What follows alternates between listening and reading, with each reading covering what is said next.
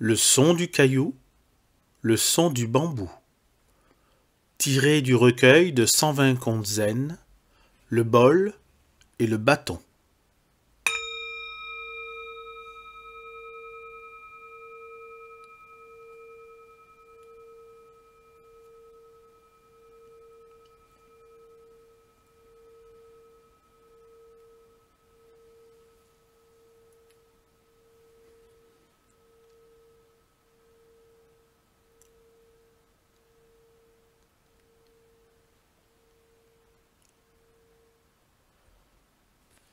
Un jour que Kyogen balayait le jardin devant l'ermitage, roula un petit caillou de la montagne qui alla frapper un bambou.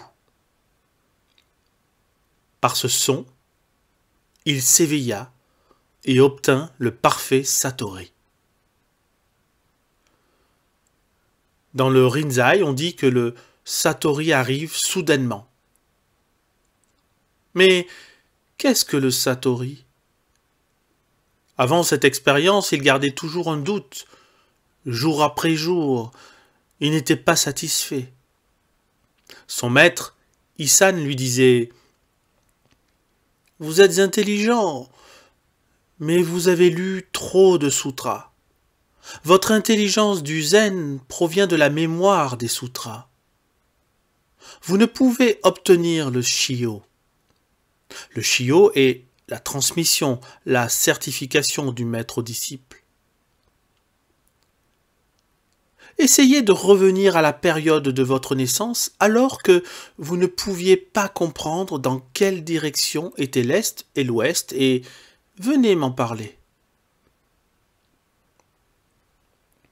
Aussitôt, il brûla tous ses livres, ses sutras, ses cahiers. Il pleura. Il quitta le dojo de son maître, entra dans la montagne et vécut en solitaire. Il fit zazen, seul, pendant 1 an, 2 ans.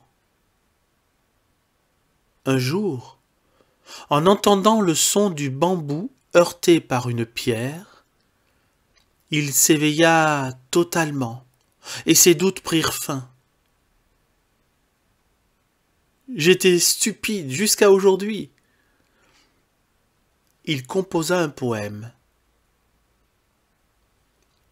Par un coup, par le son d'un caillou, par le son du bambou. J'ai tout oublié. J'en ai fini avec les idées qui emplissaient mon esprit. Mes complications ont pris fin. Il fit sampai en direction de son maître, Isan, et fit brûler de l'encens.